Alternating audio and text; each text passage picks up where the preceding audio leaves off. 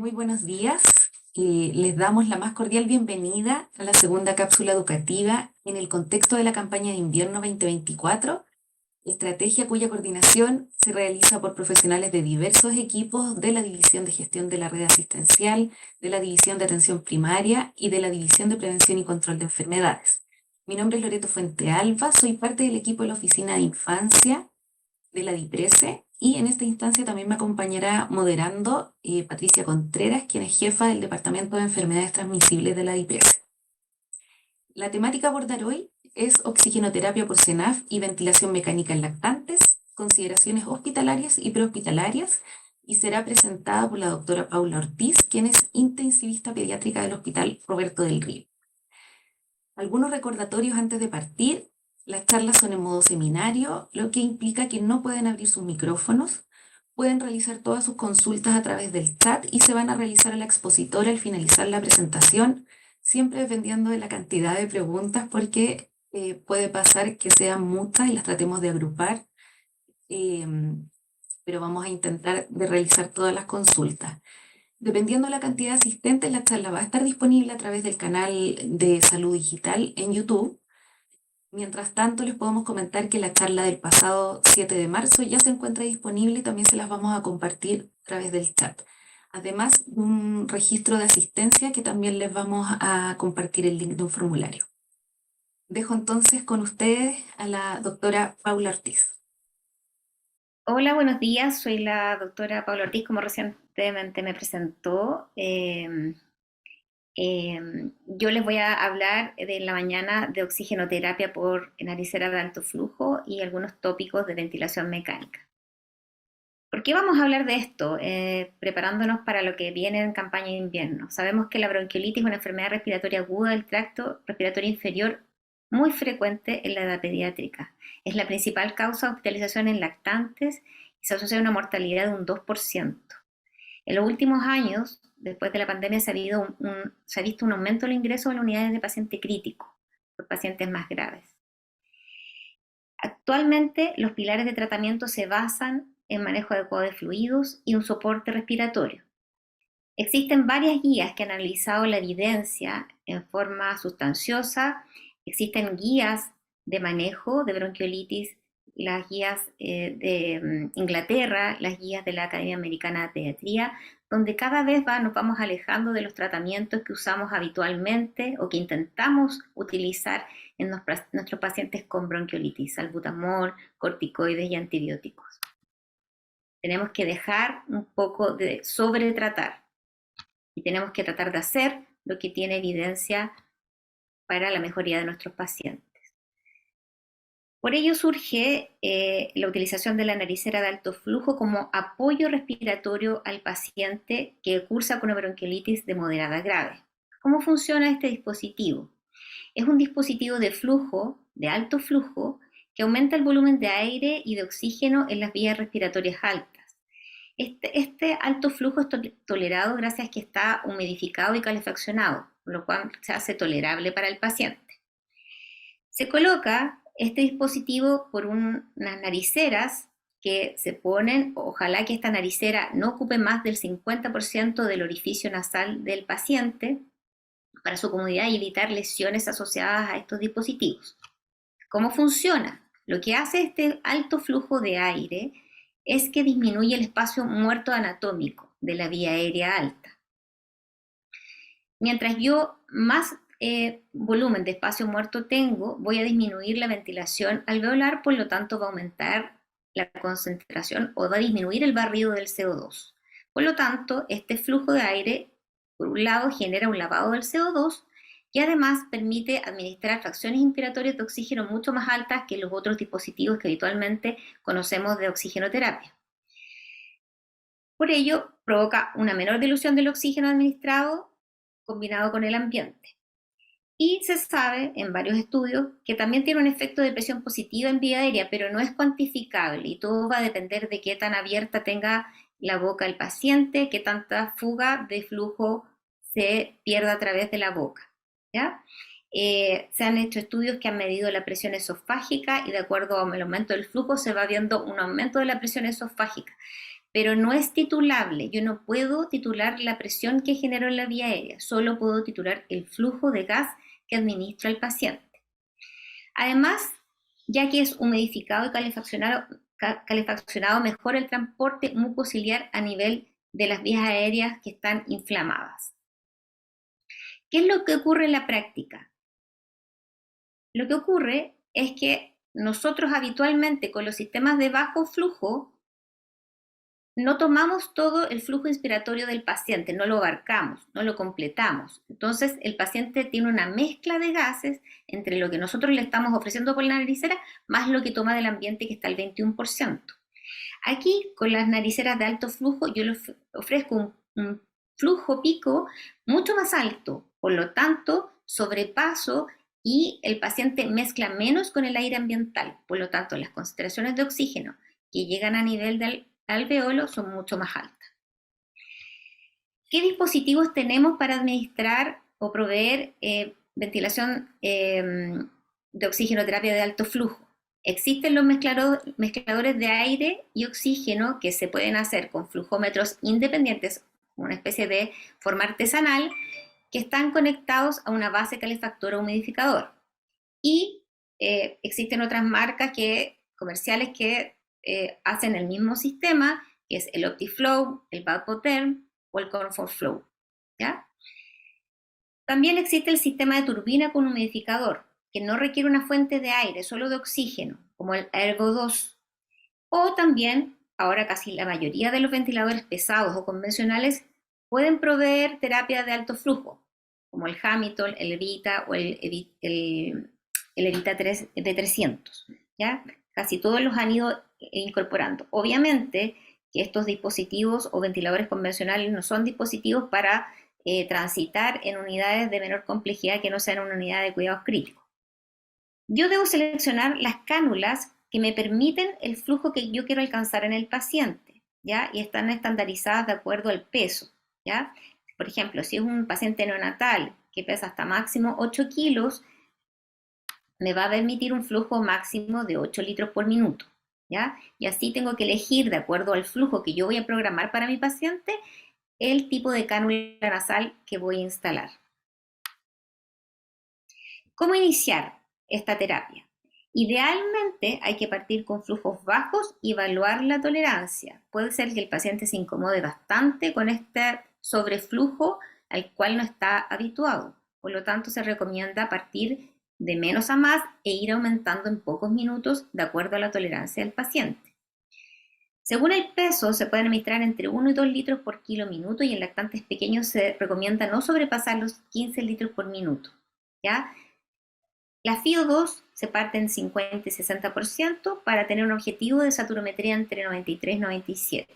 ¿Ya? La temperatura del humidificador tiene que estar a 37 grados, temperatura corporal, y en los dispositivos artesanales, cuando usamos esas bases calefactoras que usamos en los ventiladores convencionales, tenemos que ponerlo en modo tubo endotraqueal, no en modo no invasivo, ¿ya? Y aquí está una tabla de recomendación de flujos de acuerdo al peso del paciente. ¿Cuáles son los cuidados de enfermería que yo debo coordinar y conversar previamente? Planificarlos.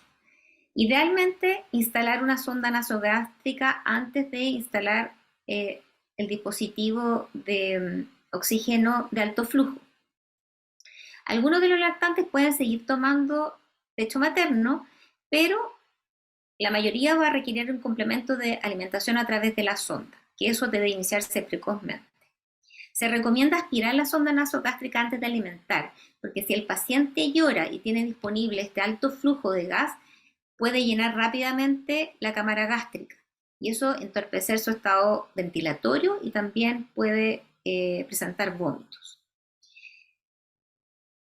Los cuidados nasales deben realizarse cada 2 a 4 horas. ¿Y qué se trata de esto? De revisar la naricera, que esté bien puesta, que no esté generando demasiada presión a nivel de la mucosa o de las narinas, ¿ya? Que estén en la posición correcta, dado que los lactantes se mueven, esas cánulas se las pueden pasar a llevar y retirárselas accidentalmente. La mayoría trae un sistema de adhesión a las mejillas, pero de todas maneras se recomienda poner un sistema de lubricación o de adhesión antes de pegarlo directamente a la piel, sobre todo de los más pequeños. Se debe realizar una succión suave cuando se requiera para mantener las narinas permeables si es que hay mucha secreción. No se recomienda hacer aspiraciones profundas, pero sí superficiales para, uno, mantener permeable y otro, no provocar la obstrucción de las cánulas. Se debe además comprobar el nivel de agua del humidificador cada 4 horas para que se mantenga al nivel indicado por el dispositivo. Y anotar en la gráfica cada hora si el paciente está estable, cuánto flujo de aire tiene, oxígeno, la temperatura y medir respuesta clínica.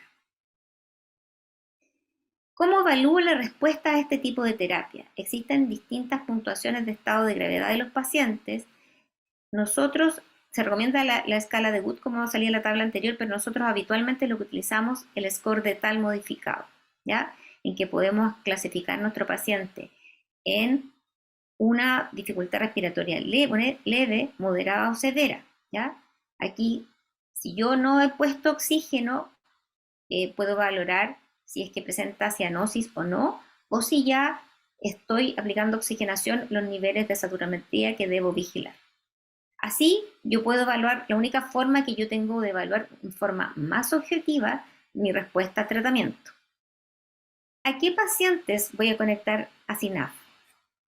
Puedo conectar pacientes de distintas edades, pero en caso de bronquiolitis entre 1 o 2 años, bronquiolitis de moderada a severa con score de tal más de 6 o más de 8, que tengan un aumento del trabajo respiratorio, incapacidad de mantener una saturación mayor a 92 con naricera convencional hasta 2 litros o una FiO2 de más de 0,4 por mascarilla HUD, ¿ya? Como contraindicaciones a este tipo de terapia existe la hipercapnia. Aunque eso es una contraindicación relativa, hay algunos protocolos que descartan que un paciente que tenga hipercapnia se conecte. Ahora, nosotros no recomendamos tomar gases arteriales, dado que la punción es dolorosa y puede volver aún más inestable al paciente. En caso de compromiso de conciencia, que esté hemodinámicamente inestable o que presente más de 3 episodios de apneas durante 1 hora de observación. Eso es lo que está protocolizado en nuestro hospital desde el año 2016. ¿Ya? Específicamente, datos clínicos que debo ir evaluando. Idealmente, estos pacientes deberían contar con una monitorización continua o si no intermitente, pero que sea pautada por cierta cantidad de tiempo. Consignar la frecuencia cardíaca, respiratoria, la saturometría, el grado de trabajo respiratorio de acuerdo al score de tal y la tolerancia a la alimentación. Sistema que estoy aplicando mi oxigenoterapia, el flujo, la FiO2 y registrar los signos vitales, el score, preconexión a los 30, a la hora y luego a las 2 horas y después según respuesta cada 3 a 4 horas. Generalmente son pacientes que se dejan encargados durante las guardias para ser reevaluados como pacientes que pueden estar potencialmente inestables. Los gases venosos arteriales solo en caso de deterioro, pero aún así estamos tratando de tomar decisiones clínicas sin tener que intervenir o funcionar excesivamente a los pacientes. Si ven aquí, hay una muestra de los pacientes que responden versus los que no responden a terapia de alto flujo. Como ven, ya a los 30 minutos hay un descenso tanto de la frecuencia cardíaca como de la frecuencia respiratoria que se mantiene en el tiempo y se hace ya más sostenida a partir de la hora. Esos son los tiempos claves. Se conecta, se evalúa los 30 minutos y después a la hora. Ojo, que los pacientes que no respondieron tienen a la media hora o a la hora tienen mucha probabilidad de fracasar a este tipo de terapia y requerir un soporte más avanzado.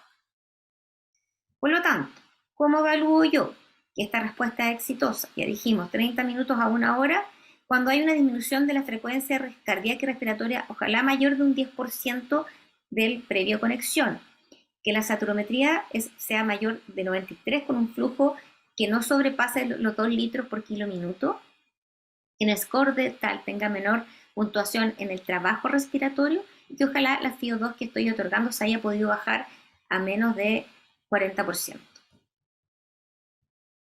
¿Y desde dónde debería pensar yo en soportar a un paciente con una bronquiolitis?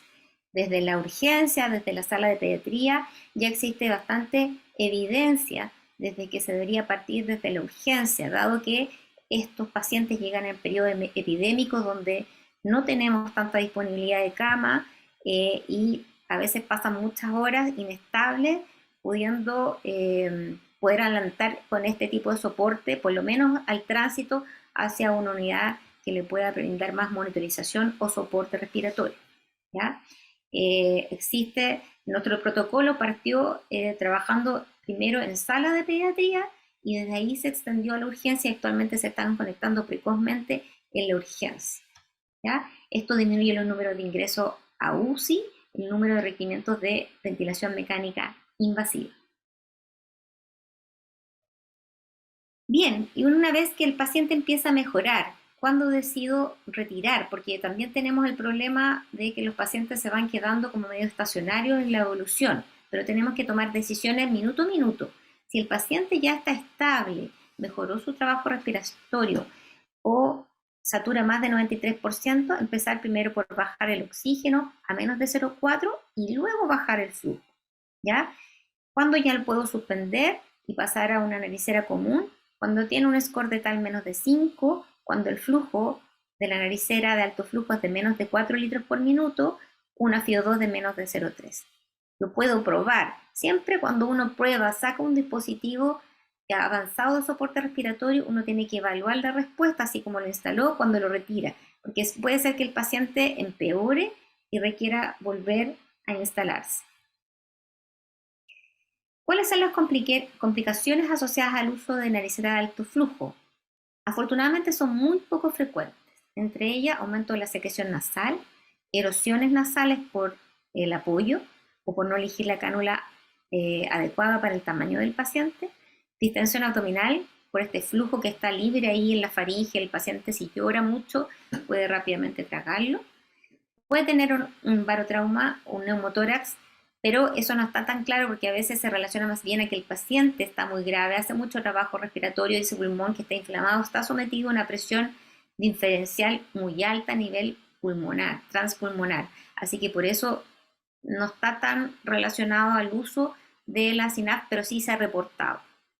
La otra complicación es la obstrucción de cánulas con secreciones, que eso rápidamente se puede resolver, o infecciones dado que no se cambia el sistema de humidificación o no se revisa que haya mucha condensación, mantenga la humedad y los pacientes se pueden colonizar por bacterias intrahospitalarias. Bueno, ¿y por qué usamos la naricera de alto flujo y no usamos el CPAP? La naricera de alto flujo tiene la ventaja que es fácil de instalar y el paciente se le fija el flujo, no una presión. La presión puede tener ciertos riesgos en su administración. Así que por eso es que no se utiliza fuera de las unidades críticas. ¿Ya? Este es un estudio, el Tramontana, que comparó CPAP versus naricera de alto flujo y se consideró que los pacientes, se evaluó el fracaso a las 24 horas, se evaluó que el CPAP era un poco más eficiente como soporte inicial, pero ambos eran seguros, tenían bajas tasas de intubación los pacientes, por lo cual es muy importante considerarlo como terapia previo al ingreso a la unidad de cuidados intensivos o previo a pensar en intubar al paciente. La intubación, recordar que tiene daños secundarios, se somete al paciente a riesgos, pero obviamente si el paciente está de riesgo vital, uno decide tomar la decisión de conectar a ventilación mecánica invasiva. Bien, ahora vamos a hablar de ventilación mecánica invasiva. ¿Cuándo partir? ¿Cuándo indicarla? No quise abordar en esta presentación, dado el tiempo acotado, la ventilación no invasiva, CPAP o BiPAP en cuidados intermedios, ¿ya? ¿Cuándo decidimos conectar a ventilación mecánica invasiva a un paciente? Cuando en el mundo no existen unas directrices claras al respecto, ¿ya? Cuándo ingresar al paciente en UCI o definir la ventilación mecánica invasiva. Hay situaciones límites de riesgo vital que obviamente son claras para cualquier persona o para cualquier médico, ¿ya? Representan aproximadamente el 15 al 22% de los ingresos hospitalarios de los pacientes que que ingresan por bronquiolitis requieren soporte mecánico invasivo. Y hay cierta población que es de riesgo. ¿Cuáles son esos pacientes? Los que son bajo peso al nacer, que son prematuros, que son lactantes menores de 6 meses, que presentan una gran dificultad al ingreso al hospital, taquipnea, retracciones o desaturación importante, o que tienen morbilidades asociadas como cardiopatías congénitas, trisomías o trastornos neuromusculares. Habitualmente nosotros decidimos conectar al invasivo, siempre damos una chance, a no ser que el paciente esté en situación de riesgo vital, a el apoyo no invasivo, ya sea a través de una nalicera de alto flujo, que habitualmente en nuestro hospital se hace en pediatría, o desde la urgencia o en la sala de pediatría. Nosotros probamos ventilación no invasiva y si fracasa al CPAP o al BiPAP, lo conectamos a ventilación mecánica invasiva. Pero también hay otras consideraciones. Por ejemplo, si el paciente está con SINAF o ventilación no invasiva y presenta apneas recurrentes, es una consideración para conectarlo y ponerlo una ventilación mandatoria. O que el paciente presente signos de shock y o insuficiencia respiratoria grave que está en una situación de riesgo vital. Para ello debo planificar y adelantarme. Habitualmente los pacientes que más demandan tiempo son los pacientes en cuidado intensivo, los que están en no invasiva, porque son los que requieren más vigilancia para la toma de decisiones, para no intubar en forma apresurada y tampoco retrasar la intubación poniendo en riesgo al paciente. Lo que sí debo evitar es la hipoxia grave y un paro asociado a la espera para la toma de decisión. Ojalá que la intubación la haga el operador más hábil o entrenado. Ojalá contar con un video laringo que me permite exponer mejor y ver mejor la vía aérea, dado que estos pacientes son muy pequeñitos y no es tan fácil entrenar en intubación a todo el personal médico. Debo preparar mi carro de insumo, solicitar que me tengan sonda de aspiración blanda Yankauer, instalar una sonda nasogástrica antes de intubar al paciente, revisar mi bolsa de reanimación que esté operativa, que tenga las válvulas bien instaladas, que la red de oxígeno y inspiración esté funcionante, tener un conductor de tubo, dado que los tubos de lactante menor son bien blandos y a veces cuando las vías aéreas están muy altas cuesta dirigirlo hacia la glotis, y planificar cuál va a ser mi secuencia de intubación, qué voy a utilizar, qué pseudonalgesia voy a usar o no voy a usar bloqueo neuromuscular. Eso todo planificado antes de decidir hacer una intubación que es semiprogramada. ¿Cómo elijo el tubo? Aquí, como estamos hablando de lactantes pequeños, menores de 1 año, no podemos usar fórmula, ¿ya? En recién nacido habitualmente se usan tubos entre 3,30 y 3,5, entre 1 y 6 meses un tubo 3,5 y entre 6 meses y 1 año un tubo 4, ¿ya? Puede ser necesario en algún caso cuando existe una fuga excesiva, cuando un paciente tiene un patrón muy obstructivo, restrictivo, es que necesitamos instalar tubos con CAF. Y ahí se instala medio número menos para que la vía aérea no quede sobreexpuesta a una presión excesiva. Si voy a utilizar balón, idealmente medir la presión del balón con cafómetro y no sobrepasar los 25 milímetros de mercurio para no dañar la mucosa a nivel de la subglotis, que es la zona más estrecha, ¿ya? Siempre cuando planifico la intubación, pedir un tubo más pequeño, 0,5, o uno más grande, en caso de que requiera cambiarlo por uno, por si es que hay una fuga excesiva. Bien, ya intubamos a nuestros pacientes, necesitamos definir qué modo ventilatorio lo vamos a apoyar, ¿ya? Yo siempre digo esto, no hay un modo perfecto para un paciente con una insuficiencia respiratoria, un paciente pediátrico. Lo importante es saber lo que estoy haciendo, más que definir el mejor modo. Se puede ventilar por presión o por volumen. Si voy a ventilar por presión, debo definir qué presión voy a necesitar para llegar a un volumen tidal entre 5 y 8 ml por kilo, ¿ya? Al revés, si voy a utilizar una modalidad por volumen, definir el volumen que voy a usar, pero limitar la presión máxima. Idealmente que la presión inspiratoria máxima no sobrepase los 35 y la presión meseta o plató no sobrepase los 30 centímetros de agua. El PEP es necesario, colocar el PEP necesario para mantener el pulmón reclutado. Ojo que no necesitamos poner presión respiratoria muy alta porque puede provocar sobredistensión y atrapamiento. Idealmente medir el atrapamiento con el auto-PEP una pausa expiratoria al final de la expiración de 2 a 3 segundos y medir si el paciente tiene atrapamiento.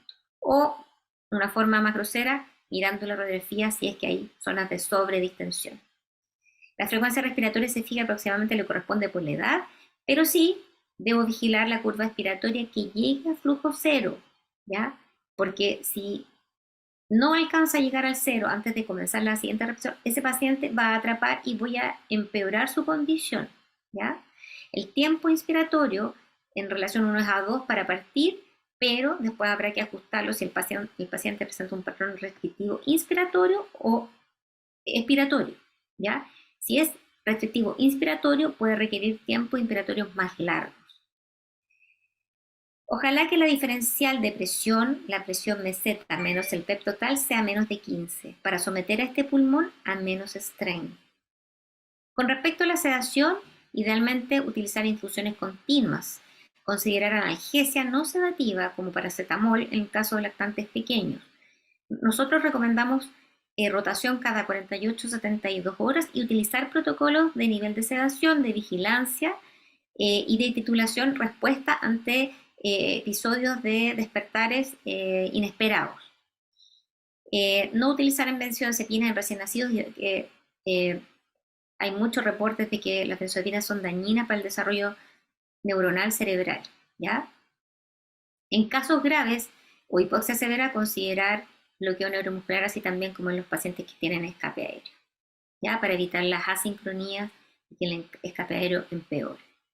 Se pueden utilizar mezclas de fentanilo midazolam, fentanilo dexmedetomidina, fijándose que la dexmedetomidina produce bradicardia e hipotensión, así que tratar de titular desde los más bajos, dosis terapéutica más baja y titulándose arriba, y podría rotarse a morfina, ketamina, si es que llevo más de 72 horas con la sedación. Con respecto a los fluidos y nutrición, la mayoría de estos pacientes desarrollan un síndrome inadecuado de ADH, además sometidos a presión positiva e invasiva, empeora la regulación del balance hídrico.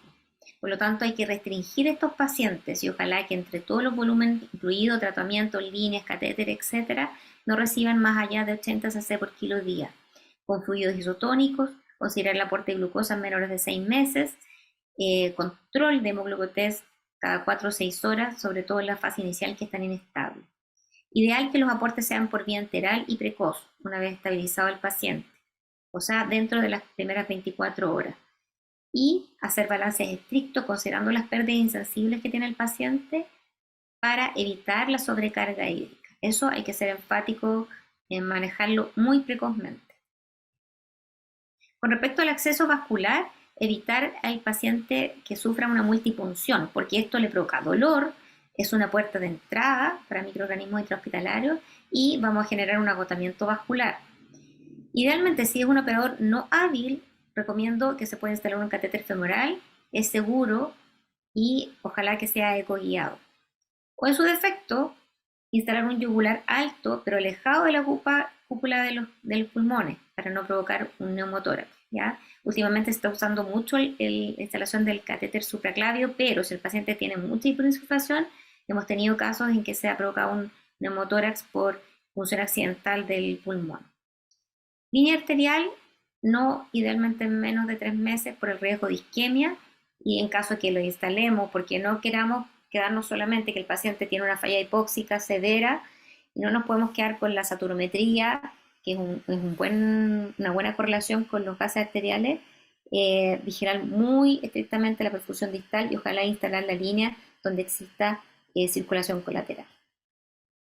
Con respecto al traslado, es vital cuando el paciente se va a trasladar de una unidad a otra que exista una comunicación efectiva, que logremos estabilizar al paciente antes de decidir trasladarlo. O sea, no porque está grave, porque no quiero que se me complique a mí, lo traslado y que voy a traspasarle el problema al equipo que va a hacer el traslado, ¿ya? Sino que lograr una estabilización, no una mejoría, obviamente, porque estamos hablando de pacientes que están muy graves, ¿ya? Se debe hacer esta comunicación, estabilización, a veces incluso con el equipo que va a hacer el traslado y debo entregar todos los antecedentes, tanto al receptor como al equipo que lo va a llevar. Debo coordinar qué monitorización voy a llevar, qué fármacos voy a utilizar en caso de que requiera durante el traslado y designar roles previamente. Por ejemplo, si se extuba, ¿quién se va a encargar de la vía aérea? Si hace un paro, ¿quién va a hacer el masaje? ¿Ya? ¿Quién va a llevar los equipos, los bolsos que necesita el paciente? Y obviamente que siempre comunicar a la familia de lo que se va a hacer, el plan, itinerarios de vuelo y considerar también preguntar dónde se van a quedar los padres en el centro al cual se va a derivar. Considerar que en el traslado en un paciente extremadamente grave pueden haber interacciones cardiopulmonares porque el corazón-pulmón trabajan juntos y a veces el paciente tiene signos de hipovolemia, el corazón está apretado por esta gran hiperinsuflación que lleva un poco a colapso cardíaco y un empeoramiento del retorno venoso del paciente. ¿Ya? Hay que tratar de estabilizar al paciente, limitar la administración de fluidos, considerar que a lo mejor necesito llevar al paciente con un tubo endotraqueal sin fugas, tomar una radiografía previa al traslado para descartar que no tenga escape aéreo, porque, por ejemplo, si el traslado es aéreo, recordar que los gases en cabinas que no están presurizadas se expanden y pueden empeorar el neumotórax, ¿ya? En caso que el traslado vaya a ser en prono, consensuarlo. Si el equipo que va a hacer el traslado no se siente cómodo, bueno, habrá que supinar al paciente, esperar un rato, ver si se estabiliza antes de subirlo a la ambulancia o al avión. En caso de los drenajes pleurales, nos ha pasado muchas veces que no llegan los drenajes pleurales y los pacientes con neumotórax, atención, no se deben pinzar, ¿ya? Solo se podrían pinzar si es que creen que se puedan desplazar en el traspaso de una cama a otra, pero luego se deben abrir, ¿ya? Si no, van a provocar un neumotórax, atención, y un paro cardíaco del paciente. En caso de compensación durante el traslado y el paciente está conectado a ventilación mecánica invasiva, recordar la sigla DONE, ¿ya? Que ayuda mucho la estanemotecnia, que a lo mejor está desplazado el tubo, que está obstruido, que tiene un neumotórax, que el paciente está desocuplado o que hay una falla en el equipo. En conclusión, menos es más, es lo que hemos ido aprendiendo durante estos últimos años con respecto al manejo de la bronquiolitis. Hacer menos pruebas de salbutamol, menos pruebas de adrenalina y más bien el soporte nutricional, hídrico y en caso que el paciente quiera oxigenoterapia en sus distintos grados de acuerdo a la situación de gravedad. Apoyo precoz con la SINAF, ojalá desde la urgencia, y los centros que lo tienen idealmente trabajan con protocolos, con lo cual se difunden, se entrena a todo el equipo para que todos sepan responder y utilizarlo y saber qué esperar de este tipo de terapia. Ojalá que tengamos una cadena de respuesta ante el fracaso de tratamiento y sepamos qué hacer con nuestros pacientes, porque lo que no queremos es que un paciente fallezca por falta de oportunidad de tratamiento, ¿ya? Para ello también es importante planificar los traslados en forma correcta. Muchas gracias. Muchas gracias, doctora, por esta completa presentación. Tenemos algunas preguntas. Eh, una pregunta es en relación al uso de los SCORE. Preguntan específicamente en qué caso se utiliza el score de Down en vez del score de tal. Lo que pasa es que no es en vez de, tienes que definir cuál va a ser tu score. Nosotros en Latinoamérica, en Chile, usamos el score de tal, pero hay publicaciones que utilizan el score de Down para hacer estudios, en el fondo para ellos evaluar su tratamiento y hacer sus publicaciones. Pero no es que ese sea mejor que el que nosotros utilizamos. Sí hay que ponerse de acuerdo en uno. Perfecto. También preguntan para el destete de la cánula nasal del flujo si debe haber un mínimo de tiempo de estabilidad antes de comenzar el weaning. Por ejemplo, al menos 24 horas con los mismos parámetros. No. Idealmente esto es muy dinámico. Si el paciente uno ve que rápidamente se estabiliza, rápidamente partir con el destete del oxígeno, ¿ya? No podemos permitirnos pacientes saturando 100%. El oxígeno se considera un medicamento, ¿ya? Y puede causar lesión a nivel pulmonar. Entonces, el destete parte una vez estabilizado el paciente, 2, 4 horas, uno ve que está saturando 100, bájele la FIO2. Eso es lo recomendado. De hecho, una de las indicaciones o de evaluación de adecuada respuesta a la SINAP es que uno pueda bajar la FIO2, ojalá a menos de 40%. Preguntan también por qué merita la instalación de sonda nasogástrica previo a la intubación. Eh, Cuando un paciente tiene una bronquiolitis grave, eh, el pulmón está muy restrictivo, ¿ya? Y al bucear o al ventilar con bolsa y máscara, el aire siempre va a tender a irse a lo que le ofrece menos resistencia, y eso va a ser el tubo digestivo. Si ustedes analizan la mayoría de las radiografías de los pacientes que se han intubado recientemente en anestesia, usted va a ver la cámara gástrica que está distendida de aire. Si la cámara gástrica se distiende de aire, eso va a elevar el diafragma y empeorar la restricción pulmonar que tiene el paciente. O sea, esto no sale en todas las guías, pero es lo que yo recomiendo en base a mi experiencia. Em, Buenos días. En el caso de CENAF, ¿cuál es el flujo máximo a utilizar y si recomienda iniciar con una FIO2 alta, es decir, 50%, o iniciar con FIO2 baja? En relación a eso, también preguntan si independiente de la edad se debe llegar a 4 litros minuto para retirar. Y también preguntan si se disminuye primero la FIO2 y después el flujo. Son preguntas un poco relacionadas. A ver, la primera era eh, con Flujo respecto máximo a utilizar. a flujo máximo, idealmente 15 litros para un lactante pequeño. ¿Ya? Hay un trabajo que no lo puse acá, pero que mostraba la diferencia entre respuesta a SINAF entre 10 litros y 15 litros, y los pacientes que tenían 15 litros tenían mejor respuesta a disminución de los scores de gravedad. ¿Ya? Pero eso es a considerar y es paciente a paciente, pero ojalá no sobrepasar ese flujo.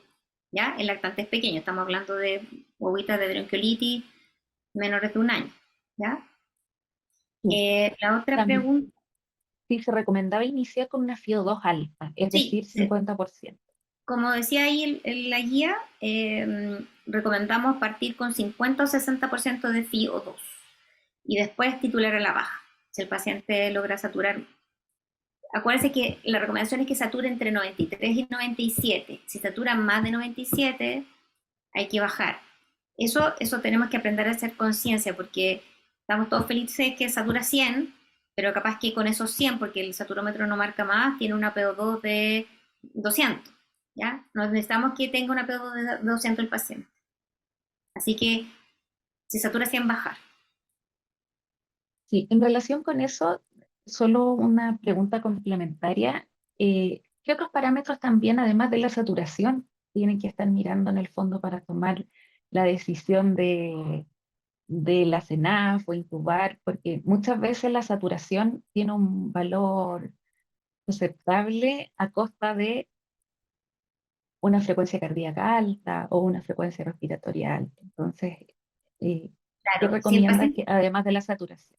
o sea, si el paciente tiene saturación adecuada, pero tiene un trabajo respiratorio aumentado, recuerden que como el efecto terapéutico es disminuir el trabajo respiratorio. Entonces, independiente que el paciente no requiera una fracción inspirada alta de oxígeno, si tiene aumento del trabajo respiratorio, uno podría evaluar la respuesta SINAF.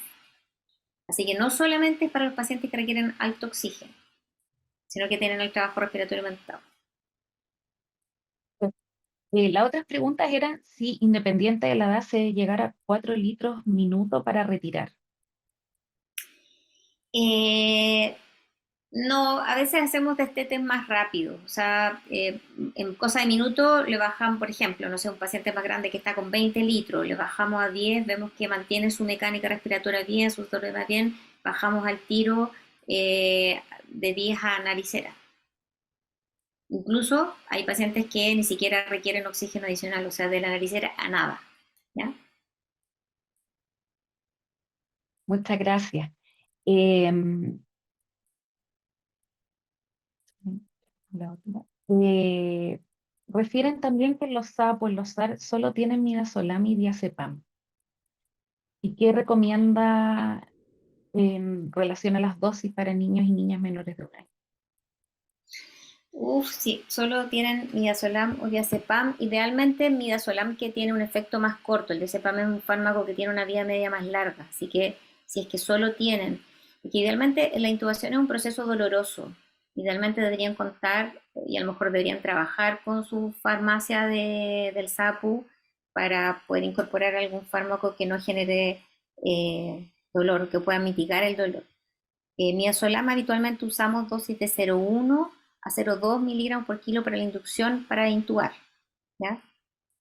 Como les digo, el diazepam no lo usamos, solo lo consideramos en crisis convulsiva grave, por la vía media que es más larga. Perfecto. En CENAF, si tenemos un paciente de 2 años, igualmente se tiene que instalar sonda. Y también preguntan si es obligatorio el uso de sonda y gases arteriales previa a la conexión de CENAF. No, eso se evalúa, paciente, sobre todo los pacientes más grandes. Uno tiene que evaluar que ojalá el paciente tenga una ingesta oral más del 50%. Si no lo logra, hay que instalar una sonda nasogástrica porque siempre se prefiere la alimentación enteral a la vía parenteral, ¿ya? Eso por un lado. Y los pacientes más grandes toleran tan bien la SINAF que se pueden quedar sin sonda y recibir todos los líquidos y alimentación por boca. ¿Verdad? Uno ve que los toleran bastante bien. Y ojo ahí, que si lo tolera tan bien, a lo mejor ya está bien y no necesita la SINAF. Así que hay que hacerse la pregunta de vuelta. También, bueno, en relación a los niños de más de 20 kilos, preguntan cuál es el flujo máximo. 40 litros, no he visto más, o sea, más que eso no. En adultos llegan entre 50 y 60 litros de flujo, ¿ya? Pero en los pacientes pediátricos tratamos también, porque recuerden que igual genera una presión positiva. eh, y si sometemos la vía aérea también existe esta relación que puede generar un escape aéreo. Entonces, yo recomendaría no usar más allá de 20, o sea, de 40 litros. Tengo una pregunta práctica también en si hay medidas diferentes de las cánulas de CENAF, Sí, pensando en cuáles comprar para tener disponibles. sí. Existen distintas marcas. Lo importante es que mantengan el lumen, o sea, que uno que no ocupe más del 50% del lumen de la nariz, ¿ya? Existen estandarizados de acuerdo a las marcas el flujo que tolera cada naricera. Eso también lo mostré. Entonces ahí uno selecciona qué naricera necesita el paciente por el tamaño de la narina y además por el flujo que uno le quiere indicar al paciente. Ojo que no lo dije, pero nosotros hemos tenido como complicación pacientes pequeñitos que tienen nariceras que vienen como con un alambre que impide el colapso de la cánula, del plástico, ¿ya? Para mantenerla permeable y que la posición no se colapse. Pero eso, si uno no moviliza al paciente, no lo cambia de posición, como ese aire que pasa por dentro está calefaccionado, se calienta el alambre y hemos tenido quemaduras por apoyo, ¿ya? Eh, yo no puedo recomendar en esta charla una marca porque tengo una visión sesgada que hemos preferentemente usado una marca específica en el hospital, ¿ya? Pero a considerar es que las que vienen anilladas se pueden calentar en las bobitas muy pequeñitas y pueden quemar. Gracias.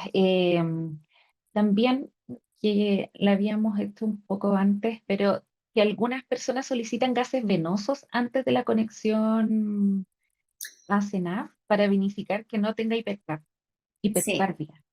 sí, hipercarbia. Sí, es que hay varios protocolos que piden gases antes de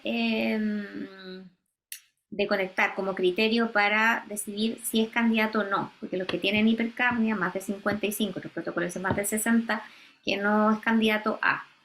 El protocolo de nuestro hospital está hecho así también, ¿ya?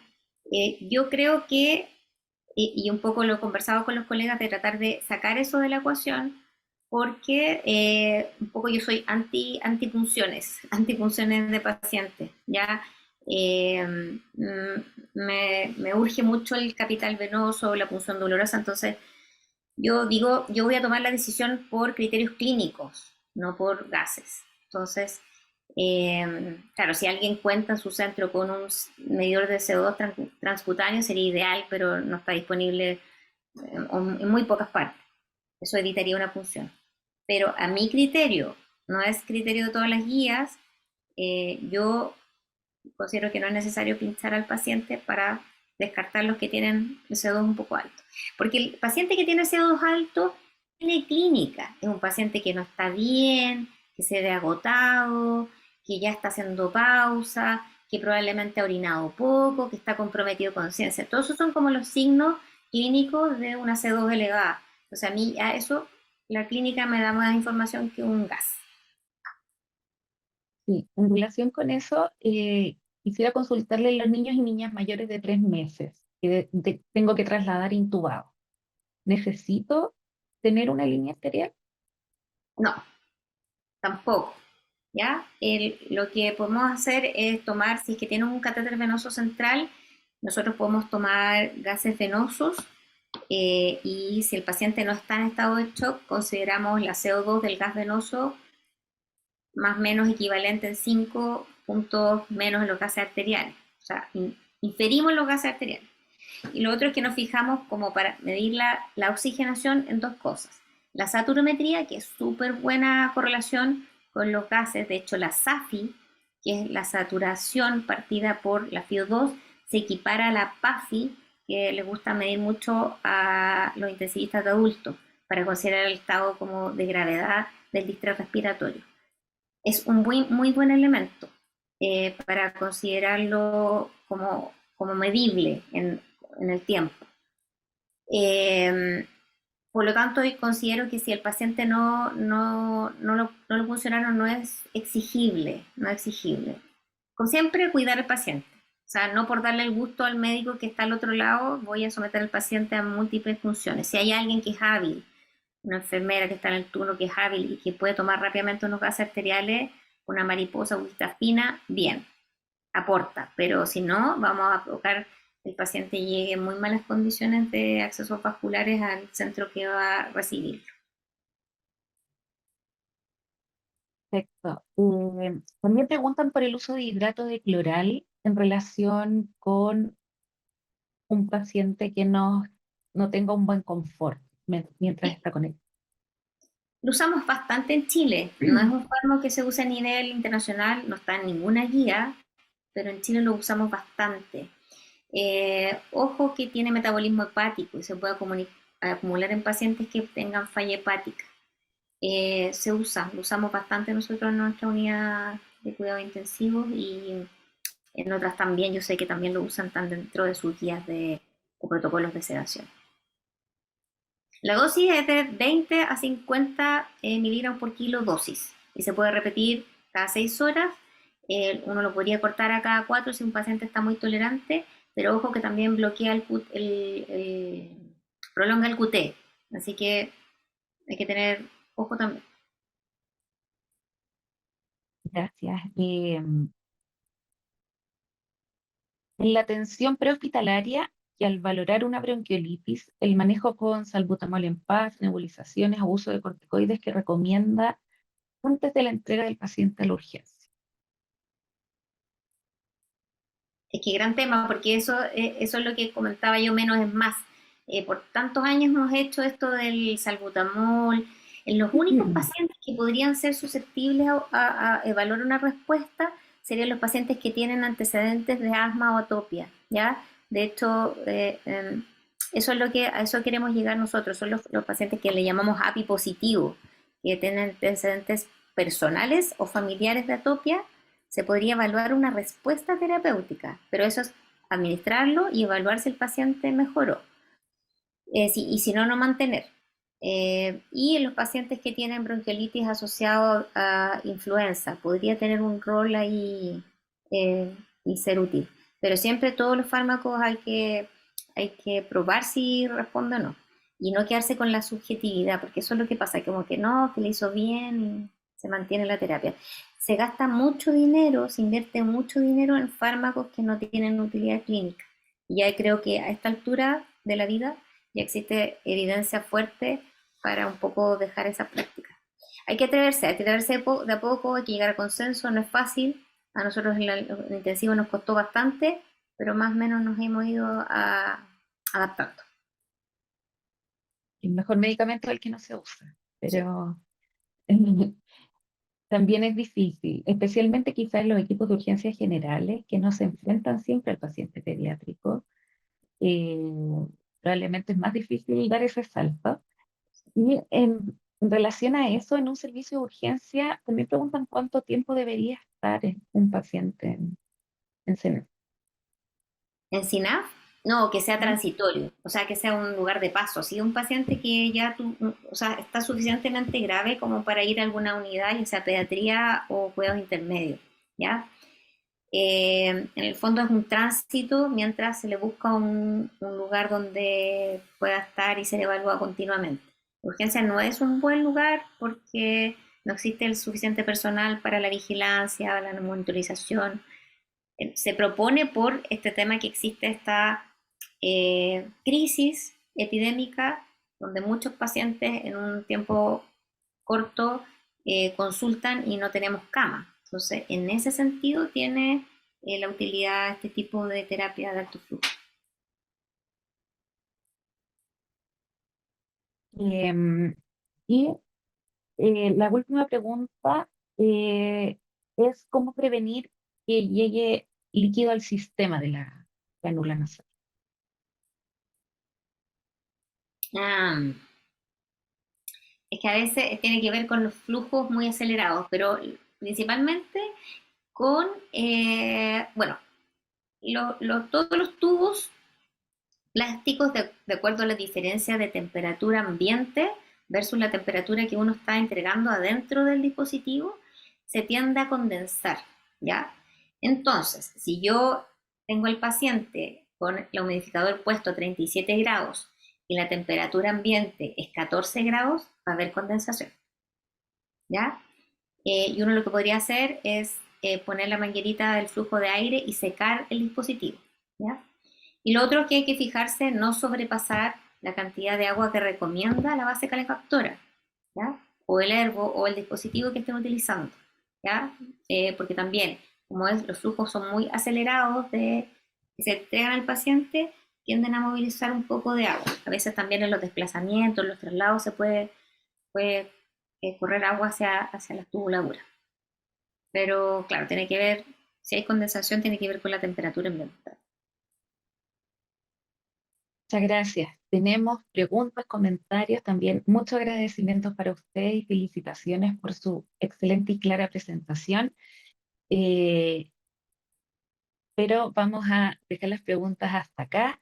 De todas maneras, recordarles que la presentación estará disponible a través del canal de YouTube de Salud Digital. Les compartimos el vínculo a la charla que se realizó el jueves pasado y además de agradecerle profundamente a la doctora Paula Ortiz su participación hoy, queremos dejarlos invitados e invitadas a la próxima cápsula que se titula Valoración Inicial y TIAT, signos y síntomas de alerta en el paciente adulto y pediátrico, a la misma hora en el mismo libro. Muchísimas gracias